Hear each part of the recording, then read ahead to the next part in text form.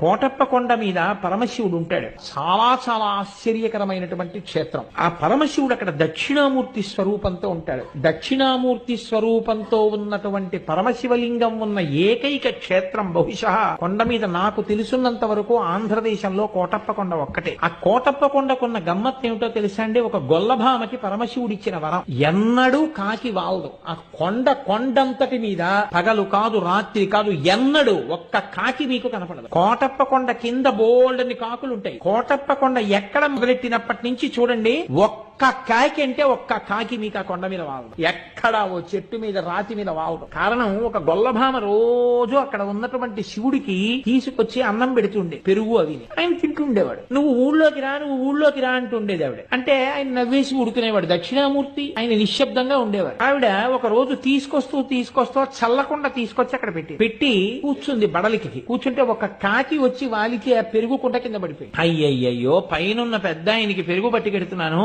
ఈ దిక్కుమాలిన కాకి వాలి పెరుగు